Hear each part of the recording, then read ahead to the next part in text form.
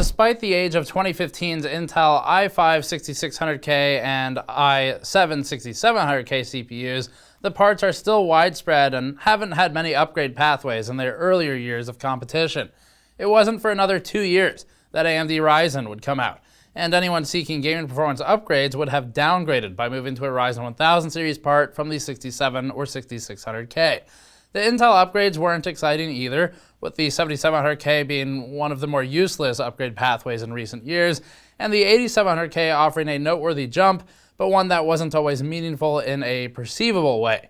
Finally, 4 years later, there's enough on the market from both AMD and Intel to reconsider the upgrade options for 6000 series users. Before that, this video is brought to you by the Gigabyte X299X Designare high-end motherboard.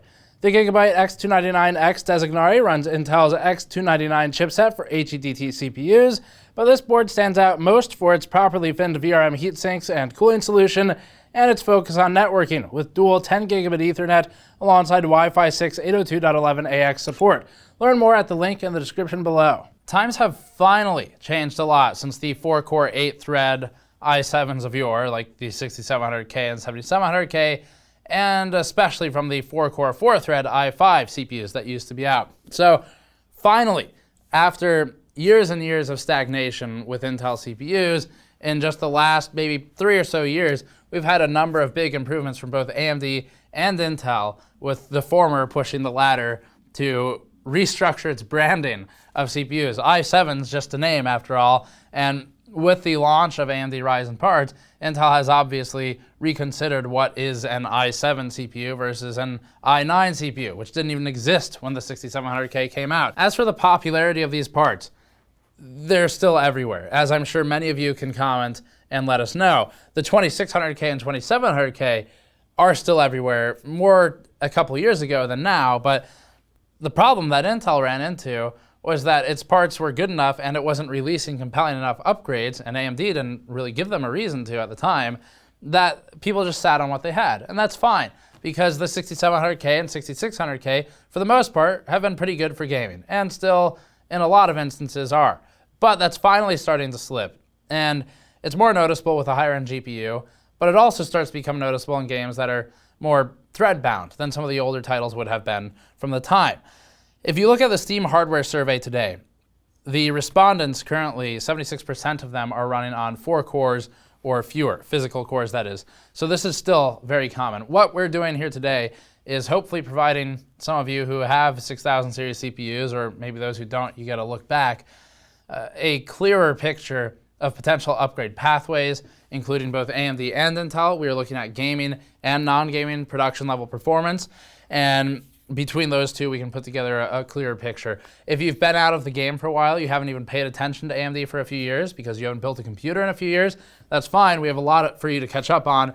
This will give you a quick look, but we'd also recommend looking at things like our Ryzen memory benchmarking and some of the other Ryzen-specific features to get a better understanding of what that platform, what the architecture of Zen and Zen 2 are even doing. So let's get into the benchmarks.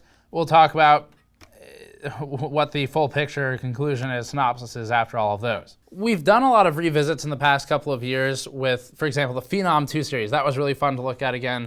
We looked at some of the older AMD FX parts. We've looked at the earlier Intel Core i series parts, and it feels a little bit weird doing a revisit of the same scope for something that's only 4 or 5 years old. But 4 or 5 years old now, finally, just in the last year or so, has become a much more significant jump than it was for the initial 1 to 4 years of the 6700K's existence. The modern Shadow of the Tomb Raider with DX12 performed well on the old Skylake i7, not to be confused with modern, basically Skylake i7 CPUs. The stock 6700K held 133 FPS average. That's already beyond some of the older Ryzen parts like the 2700X stock CPU or even the R5 2600 overclock, but overclocking the 6700K also brought that average up to 142 FPS. This tied the stock and overclocked AMD R5 3700X, which ran at 142 FPS average, albeit with marginally better lows.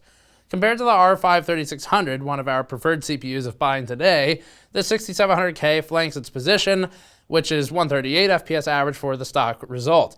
It wouldn't be a gaming upgrade to move to the 3600 from the 6700K, but you would have benefits in multi-threaded applications. It's just whether that's worth it depends on if your use case has changed.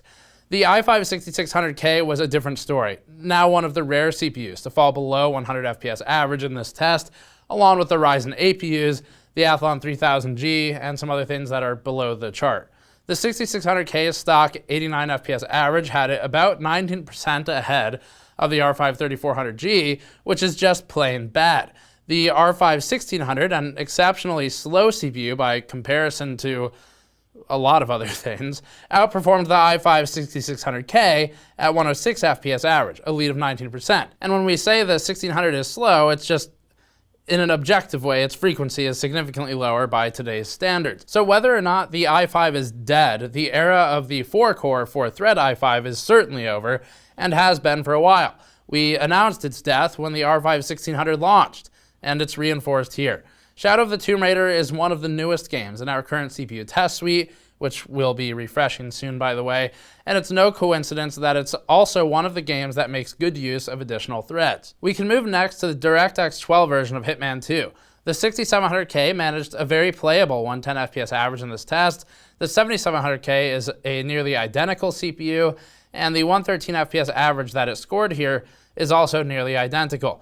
That's a pattern we noted in the original 7700K review, where we concluded that there was no reason for 6700K owners to upgrade to the 7700K. Looks like that was the right call, because you would have gained nothing of value, and that'd be true today too. The 6700K is also near the 9600K in performance, and not distant from the stock R5 3600 at 115 FPS average and leading by 4.6%.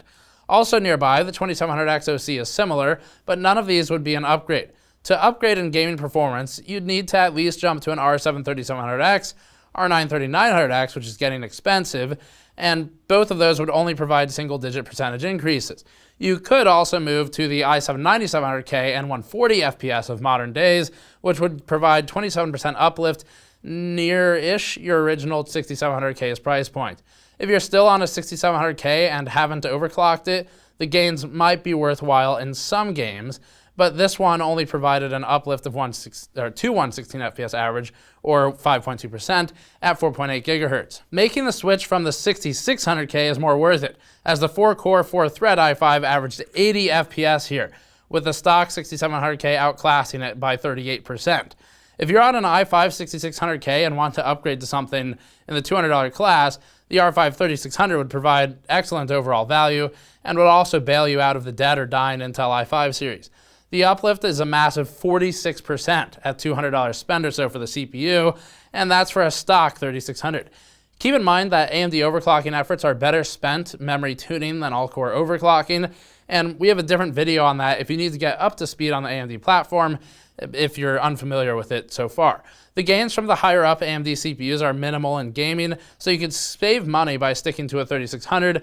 A bigger AMD upgrade would be better for splitting workloads with Premiere, tile-based renderers, or other multi-threaded applications, but not gaming. A bigger Intel upgrade would be better for pure gaming builds, but that's only if your budget for the CPU has increased relatively over the years, because you really want to start at a 97 or 9900K. The 1440p results confirm that the 6700K and 7700K are neck and neck, just about corresponding to the stock AMD 3600 that averaged 114 FPS.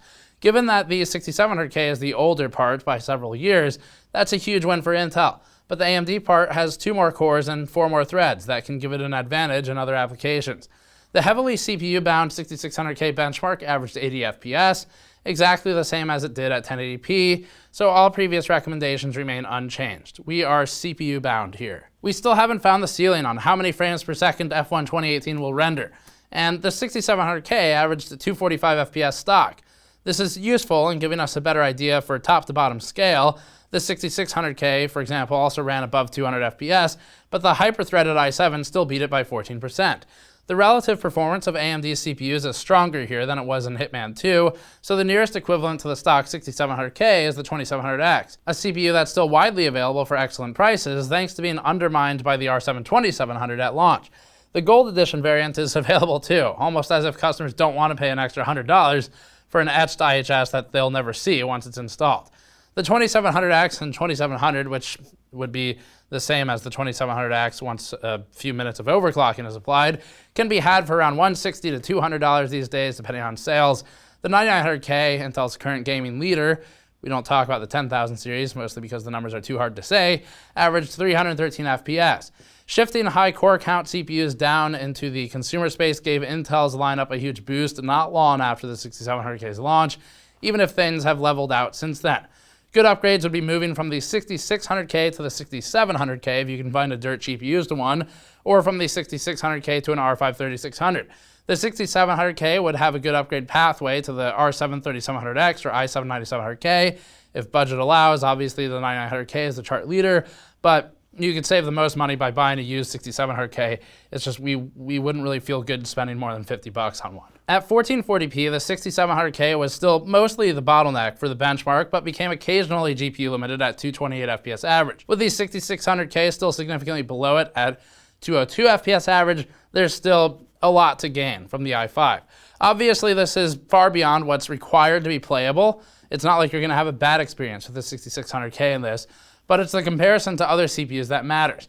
The 6-core, 6-thread 9600K, which we don't really recommend, is only 5% ahead of the 6700K, but 18% ahead of the 6600K. Even if the 4-core, 8-thread CPUs still have a fighting chance in benchmarks, 4-core, 4-thread ones are showing their age. Assassin's Creed has proven a responsive and consistent benchmark over our time with it. The 6700K stock CPU averaged 97 FPS, while the 4.8 GHz overclock resulted in a definite 15% performance increase. Stock performance is low on the stack, behind the newer AMD R7s like the 2700X and 3700X at 107 and 119 FPS average, respectively. Upgrading the 6700K stock CPU to an R5-3600 would even grant an 18% gain. Upgrading to the 9700K would grant a 43% performance uplift. The 4-core, 4-thread 6600K and 7600K did worse than any of the other higher core count CPUs on the chart, scoring 72 FPS average for the 6600K. You'd be okay to upgrade to almost anything modern from this one. Intel's newer high frequency and higher core count chips like the 9900K or 9700K rule this chart, with the AMD 3000 series desktop parts also doing comparatively very well, especially with the value of the 3600. Assassin's Creed respects high thread count, and Intel 6000 CPUs tested here just don't have them. The 1440p results function as a sanity check here, with the 6700K still showing a significant performance increase from overclocking and still falling behind even the 2700X at stock frequencies. Even the 6600K maintains a completely playable 73 FPS average, with 0.1% lows dipping down to 49 FPS, but it's about relative performance, and the i5 can't keep up with the rest anymore. Civilization 6 is currently our only non-FPS game benchmark, scored instead by average turn completion time. We've found that it really likes high frequencies, with less obvious scaling for core counts the higher they get. The 6700K averaged 37.1 seconds per turn, or 10% less time required than its i5-6600K counterpart at 41.2 seconds. The 4.8 GHz 6700K averaged 34 seconds, or 7.8% less time than stock. That makes the 6700K just slightly faster than the 2700X, and far slower than the modern Intel gaming CPUs. The 9700K, for instance, is 16.2% faster, despite having the same number of threads. Intel offers the main upgrade pathway of note for this type of AI simulation processing, with minimal to offer from AMD in this specific benchmark as compared to the 6700K, but obviously that changes per application. In contrast, the pre-built battle benchmark for Total War Warhammer 2 is one of the least rewarding for HEDT CPUs, most of which have been removed from this chart just because they cost so much that they're not really a fair comparison. But parts that have more than 16 threads often perform poorly here. The 6600K and 6700K completely avoid that problem, and even the 4-core, 4-thread 6600K averaged 138 FPS, somewhere between Ryzen 2600 and the Ryzen 2700X in performance. The 6700K scored a full 16% higher, closer in performance to the 3600. This was one instance where overclocking the 6700K had little benefit, although the 166 FPS average at 4.8 GHz does fall at the bottom end of the results for modern 9000 series Intel CPUs, like the 9600K. There aren't a lot of great ways to improve performance from the 6700K for this one, at least not in a way that makes sense for your money, so the other games would be a better gauge of CPU limitations. Moving on to Total War's campaign benchmark, performance was slightly lower for the 6600K CPUs in Total War 2's more CPU-dependent campaign test, where the 6700K averaged 151 FPS for stock, and the 6600K did 135 FPS average. That put the 6600K behind the R5 2600 slightly in this benchmark, with the 6700K behind but still fairly close to the R5 3600. There is clearly a lot of room for improvement, with the 9900K massively outperforming the older CPUs at 191 FPS average at 5.1 GHz. The overclock on the 6700K didn't quite get there, but it did help, and the resulting 164 FPS average made it closer to a 3800X in performance. The old benchmarking standby GTA 5 is the only game out of our original 6700K review that we're still using for testing, and it's also been a constant in the top 10 most played games on Steam since 2015. Note, though, that our test methods have changed, so old data is incomparable here. At 1080p, the 6600K and 6700K are much closer together in performance than they are in newer games, with the 6700K only winning out by 6.5% at 97 FPS average. The fact that this places the 6700K between the 9980XE and 10900X in performance, which are not shown here because they're not really relevant for this comparison, reinforces the idea that this game is indifferent towards high core counts. Check the 10900X review, though, for that data if you want more information on the HEDT parts, or the 3175X revisit. The overclock resulted in a respectable 9.7% uplift to 107 FPS average, on par with a 6-core, 12-thread 8700K, and above AMD's Ryzen 2000 results. As for 1440p, it's not worth even putting a chart together. It's all the same numbers as 1080p. Move on to some production benchmarks next. The lightly threaded Photoshop benchmark should be the 6700K's forte among production workloads, and it is. The 855 points it scored stock places it low on the chart, but still beyond the first-gen Ryzen and the Threadripper results, despite their higher core counts. The 6600K also wasn't as far behind as it would be in a more heavily multi-threaded test coming up later, with the i7 only beating it by 9.9%. Overclocking the 6700K to 4.8 GHz helped significantly, raising its overall score nearly 100 points and making it equal to the 9600K in performance. There are some areas where overclocking can help as much as buying a new CPU, and 6700K owners should take advantage of the K suffix they paid for.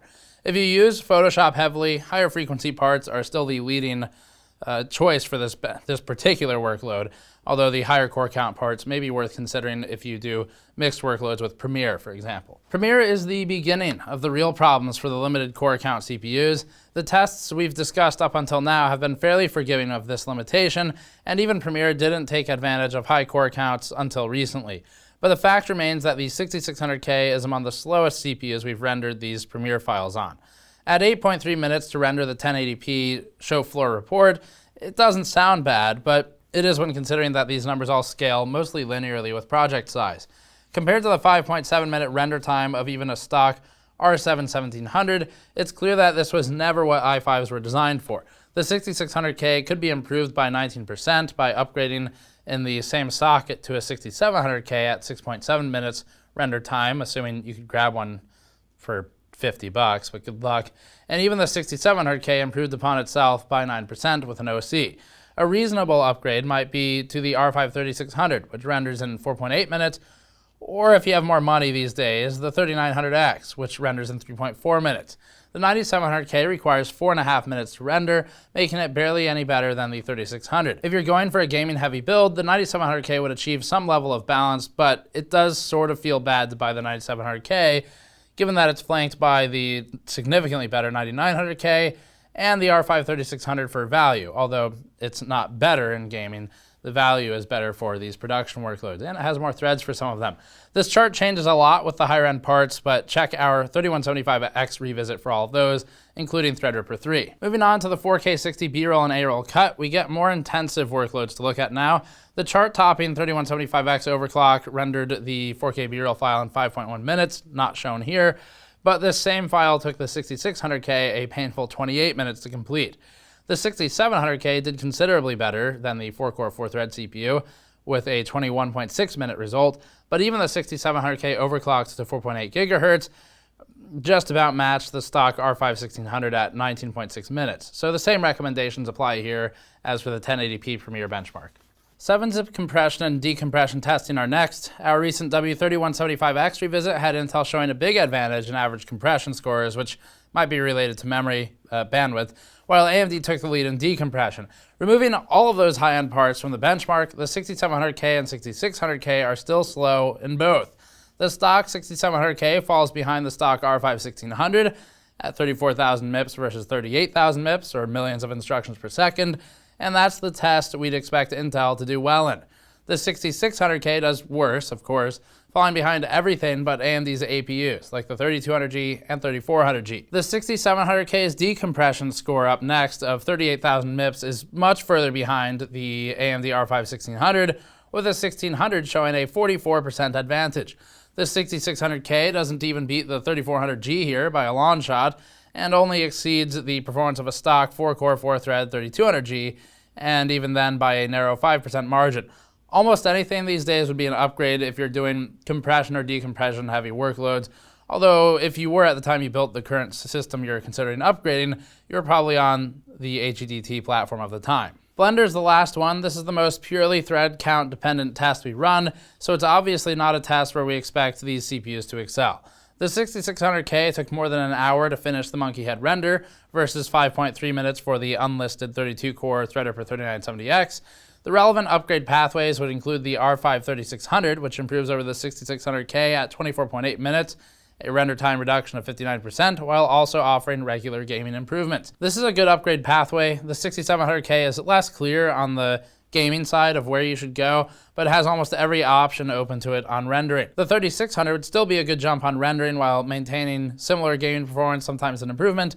The 3700X would also be a good jump, but the 9700K offers some semblance of balance with a bigger jump in games and a jump in production benchmarks, though not one that competes with AMD's same priced parts. The 9700K finishes this one in 27.4 minutes, a time reduction of 45%, while still offering gaming improvements in the 20 to 40% range, depending. The GN logo render is more intense and took the 6600K 74 minutes to fight through, and even though the best case overclocked 6700K finished in 39% less time than the 6600K for a final time of 44.8 minutes, it still didn't render quite as fast as even the R5-1600 and its 44-minute render time. The first-gen R5s had AMD pitted against Intel's i5s, and the R7s against Intel's i7s couldn't keep up at all in games, even against Intel's older CPUs, but AMD had the core advantage. Similar recommendations as the monkey head chart before apply here. For years, the prototypical CPU was a quad-core, and even among our audience, there's still a high usage of quad cores, but sales, day-to-day sales of new CPUs to our audience, we're observing typically it's a 3600, it's maybe a 9900K from Intel. So the quad core thing's kind of dead. It's mostly gone. The 3600, 6 cores and 12 threads is certainly a big jump from the 6600K. So, recapping all of this, Ryzen CPUs have a lot of cores, and cores aren't everything, but the architecture for Zen 2, the 3000 series Ryzen CPUs, has now also caught up in a lot of ways with Intel for frequency. And so you're not just looking at cores anymore like we were with Ryzen 1, where Ryzen 1 came out, if you were on a 6700K, you look at that launch and you probably go, whatever, who cares? Unless maybe you were a Blender user or someone like that. But for gaming, it would have been a downgrade. That's not necessarily true anymore. We'd recommend looking at this point, if you're on a 6600K, you've got a lot of really good options, and they're not all expensive. So first of all, if you have a 6600K and you like your current platform and your memory, and you can't really afford to replace the CPU, the motherboard, the memory, and, well, at that point, you're probably replacing the GPU as well. But if you can't afford to replace the entire platform that the CPU's in, it might be worth looking for a 6700K used. Prices on used Intel CPUs are all over the place. If you can get one for maybe $50, it's probably worth it to hang on to for a couple years if all you're doing is gaming. It doesn't feel great to do that because you're investing money in a platform that is end of life. But if you really just don't have any money to put together a better system than you have today, then $50 or so on a CPU is not a bad deal.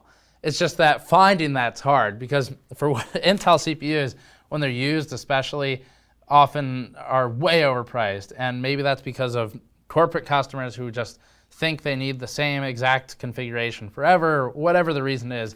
It's hard to find them. So if you can't find a used CPU and it is time to start looking for a new build, your main things to consider for a meaningful upgrade here would be something like an R5-3600. That would be against the 6600K. You get a massive uplift in anything that's thread dependent. So any work you do in Premiere or Blender or even compression, decompression, especially those two, that'll be massively improved. But gaming performance too gets an improvement with a 3600 from a 6600K. So that's a significant change from the 1000 series Ryzen launch. We would recommend the 3600 as one of the best options for you to look into if you're looking to spend about the same money on your total build as you did back when you built the 6600K. If you're looking to spend more money, well, there's a lot of options, and what I'm about to say next will apply to you too.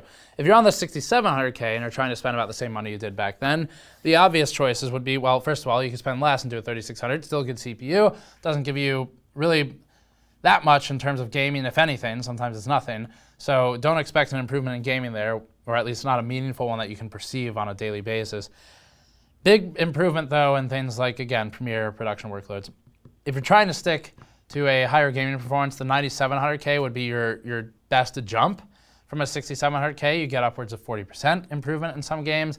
The pricing's not as good as it used to be, so that's something to contend with, but that'd be your best upgrade pathway for a pure or heavily gaming-focused build that still offers a very small amount of balance, but balance nonetheless for some of the production workloads. It will still get beaten by Ryzen CPUs at the same price or even lower price, but if you're going for gaming, that's an okay option. It doesn't, as stated earlier in the review, it doesn't feel great to buy a 9700K right now. So you're kind of looking at a 9900K, which is a big jump in price, but it is the chart leader. So if all you do is game, that's where you should go. But it's expensive and maybe not worth it for most people. So that's where the 9700K kind of steps in. Otherwise, something like a 3700X might be a meaningful mix of performance. We're not really big fans of that CPU. For reasons you can see in our review of it. It's not bad. It's just that compared to the R5-3600, which has tremendous value and most of the gaming performance of a 3700X, and compared to the 3900X, which has significantly more production performance, the 3700X is just kind of in a no man's land. But anyway, those are your upgrade options. 3600 is one of the best ones for you to look into. 9700K, 9900K would be the more expensive gaming-only options to look into. That'll keep you good for probably about as long as the 6700K did. And then you can get a mix from the more expensive but not HEDT Ryzen parts. 3950X is going to be out of the price range for most people in this upgrade pathway. And if you want HEDT stuff, check out our 3175X revisit. It has charts with all of the data from Threadripper and Intel HEDT if you're doing a bigger upgrade. Thanks for watching. That's it for this one. Subscribe for more. Go to store.gamersnexus.net if you'd like to help us out directly with this type of content. And to indirectly let us know that you want more of it, you can go there as well. We've got some of the Disappointment Tour 2019 shirts still left in stock. Tri-blends are completely sold out, but we do still have cotton in most sizes. And that's got the 2019 dates for the most disappointing products of the year from our Disappointment PC build. Thanks for watching. We'll see you all next time.